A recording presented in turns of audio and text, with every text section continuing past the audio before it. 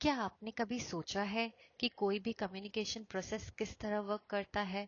एक news anchor, एक politician या एक सोशल मीडिया इन्फ्लुएंसर जब कुछ बोलते हैं तो वो किस तरह से ऑडियंस को इम्पैक्ट करता है? 1948 में हेरोल्ड लॉसवेल ने एक कम्युनिकेशन मॉडल दिया जो सिंपल और पावरफुल है। इस मॉडल के थ्रू हम सब समझ सकते हैं कि मीडिया और कम्युनिकेशन का क्या इम्पैक्ट होता है। तो चलिए लॉसवेल मॉडल ऑफ कम्युनिकेशन को डिटेल में समझते हैं, जो यूजीसी नेट एग्जाम के लिए बहुत इंपॉर्टेंट टॉपिक है। लॉसवेल का मॉडल एक लीनियर कम्युनिकेशन मॉडल है जिसमें कम्युनिकेशन को 5 की क्वेश्चन के बेसिस पर समझाया जाता है। Who says what in which channel to whom with what effect। अगर हम इस सिंपल वर्ड्स में बोले तो इसका मतलब है कि हु मीन्स कौन, सेंडर या कम्युनिकेटर कौन है, सेज व्हाट क्या कहना चाहते हैं, मैसेज या कंटेंट क्या है, इन विच चैनल किस मीडियम से मैसेज कौन से प्लेटफॉर्म यूज करके भेजा जा रहा है, टू होम किसे भेजा जा रहा है, ऑडियंस या रिसीवर कौन है, विथ व्हाट इफेक्ट क्या इम्पैक्ट पड़ेगा, मैसेज का क्या असर होगा। ये मॉडल मास कम्युनिकेशन और मीडिया एनालिसिस के लिए काफी यूजफुल है, जिसमें हम समझ सकते हैं कि एक मैसेज का एक ऑडियंस पर क्या इम्पैक्ट पड़ता है। When we talk about history, ये मॉडल हेरोल्ड लॉसवेल ने 1948 में डेवलप किया था। उस टाइम ये मॉडल मेनली मास मीडिया और प्रोपेगेंडा को स्टडी करने के लिए यूज किया गया था, जैसे वॉर टाइम प्रोपेगेंडा को एनालिसिस करने के लिए, पॉलिटिकल कैंपेन्स और मास मीडिया इन्फ्लुएंस को समझने के लिए। आज भी ये एडवर्टाइजिंग, मार्केटिंग और जर्नलिज्म रिसर्च में यूज होता है, लेकिन जैसे जैसे कम्युनिकेशन इवॉल्व हुई है वैसे वैसे इस मॉडल की लिमिटेशंस भी सामने आई है। Functions and role of Loswell model. First is media analysis.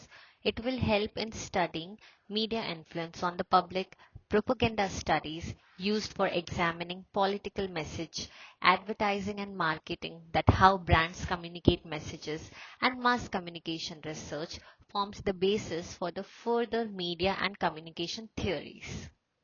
So when we talk about the limitations, जब भी कोई कम्युनिकेशन मॉडल होता है तो उसके कुछ लिमिटेशंस भी होते हैं।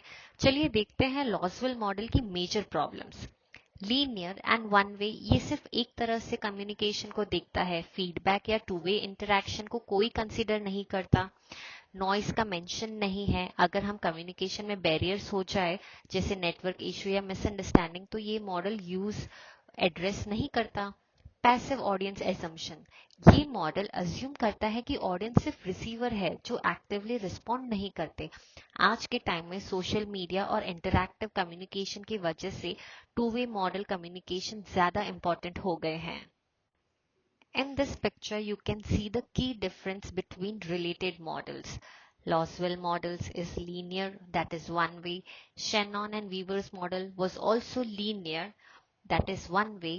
Scram's model, that was interactive and which we always say it is a two-way communication model, and Berlow's SMCR model of communication was also linear. So the practice question of the day: which of the following element is not part of Loswell's model of communication? Option A, who. Option B, says what. Option C, with what noise. And option D, with what effect. Please comment your answer. And when we talk about the UGC NET exams or any exam related to journalism and mass communication, so what are the important questions?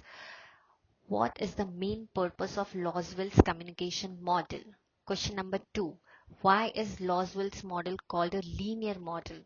Question number 3. How is Loswell's model used in media studies? And question number 4. What is the major drawback of Loswell models? So please read this question and answers carefully.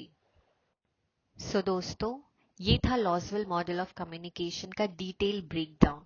ये model media analysis के लिए बहुत useful है, लेकिन modern communication में feedback और noise भी consider किए जाने लगे हैं। आपको क्या लगता है आज के ज़माने में ये मॉडल कितना रेलेवेंट है? कमेंट में अपना ओपिनियन ज़रूर शेयर करें। अगर आपको ये वीडियो हेल्पफुल लगी तो लाइक करें, सब्सक्राइब करें और बेल आइकन दबाएं ताकि आपको नए एजुकेशनल वीडियोस की नोटिफिकेशन मिलती रहे।